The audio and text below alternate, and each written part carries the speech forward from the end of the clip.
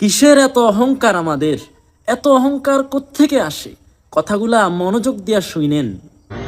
তোমাকে না জানিয়ে তোমার এই কালো কুচকুচে চুল আমি সাদা করে দেব, রুখতে পারবে?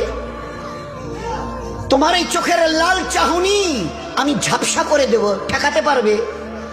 তোমার এই লোহার মতো মজবুত দাঁত 32টা 16 একটা একটা করে ট্রান্সফার করিয়ে দেব।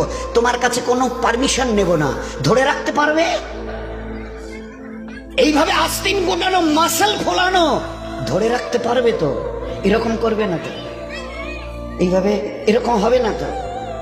সামনে এসে একটা পান দিচ্ছে, এই হাত, চাচা এই হাতটা নিলেন, এই হাতটা কলেন, আরে বাবা দেখ না চিমটি কাটাতে কিচ্ছু নেই।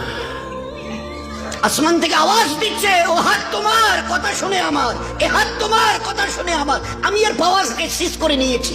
এই দুটো পা যদি হনন হনন করে হেঁটে চলো, খালি একটা পায়ের যদি সামান্য একটু প্যারালাইসিস করে দিই না, তো জীবনভর করে হাঁটতে হবে। বেডরুম থেকে নিয়ে বাথরুম একদম লাগালাগি, অ্যাটাচড, আমরা বলি না অ্যাটাচড। তুই বেডরুম থেকে নেমে বাথরুম কত 4-5 হাত, বেডরুমের দেয়াল আর এটাই হচ্ছে বাথরুমের দেয়াল, মাঝখানে একটা দরজা। তো এখান থেকে উঠে ওই ওই ঘরের রুমটাতে পারবে? আছে পাওয়ার? কিসের দেমাগ তোমার? কিসের এই অহংকার তোমার? শুনুনি কোনোদিন নবীজির কাছ থেকে অহংকার, তাকাব্বুর এটা আমার চাদর, বড়াই এটা আমার চাদর, আল্লাহ বলছেন। আর আমার চাদর ধরে যে টান দেয় তার ঠিকানা কোথায়? ভাই বলেন না, সবাই কম বেশি জানেন।